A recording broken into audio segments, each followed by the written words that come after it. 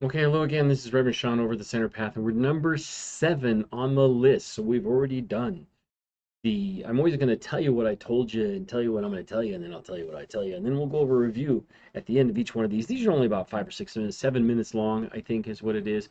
And we're trying to go over each part of this, which is the Wheel of Samsara. This thing here is called the Tanka, and it's like a kind of a poster to.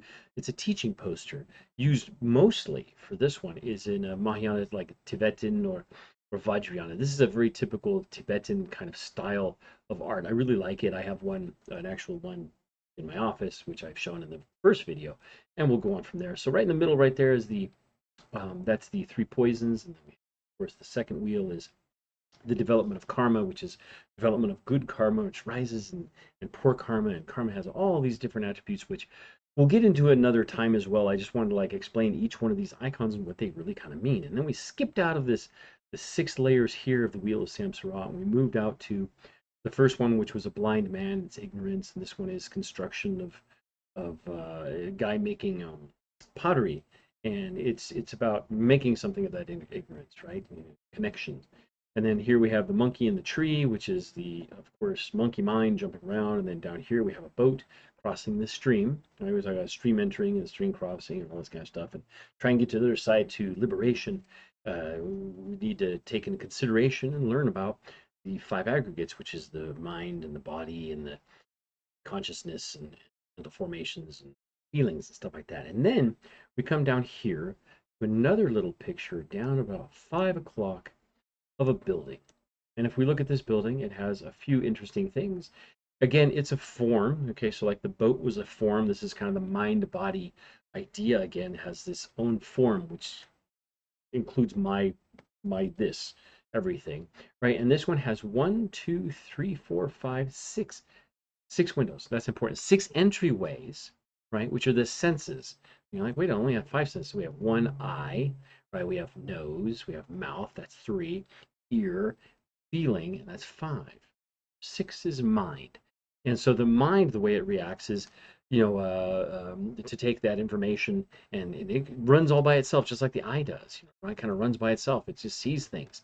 And that's what we're saying. These are entryways into consciousness, right? Entryways into consciousness, and we want to understand that these are the ways that we can receive good information, bad information, or neutral information. And then we have to make decisions on those, whether it's going to be we like it, we dislike it, or we're neutral to it.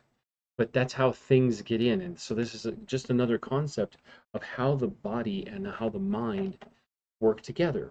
We're also trying to, not say that you have to have all of these faculties in order to really experience any of this. I mean, you could be missing one, two, three, four, any of them actually, because you can find the truth without seeing with the eyes. You can find the truth without hearing it with the ear. You can find the truth without smelling it or tasting it or feeling it or even thinking about it. You can find the truth. Difficult because that's why we have all of these, and that's why it's so unique and so important, so wonderful that we became a human in this lifetime and was able to have these faculties, right? One, just to have these faculties and have the ability to have things enter this way.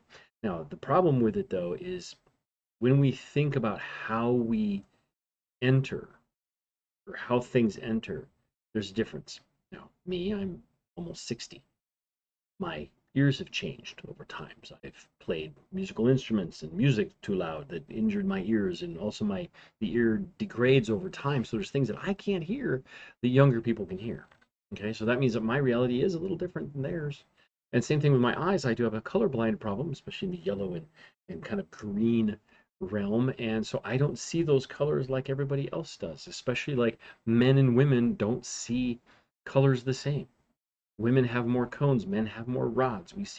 Men see movement and little detail in the shadows, and women see color much better than we do. So that's why you can sit and watch the stars, and females will generally go, look at the green one, look at the pink one, look at the yellow one, and we'll be like, they're all little white spocks, or little bluish, I guess. I can't tell, and that's very common.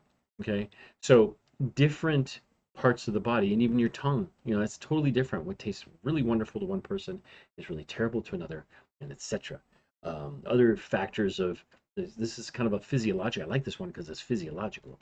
Is we get to see how these things get into us and how they work, and then how it changes our mind and changes the way we perceive the world and what we do with it.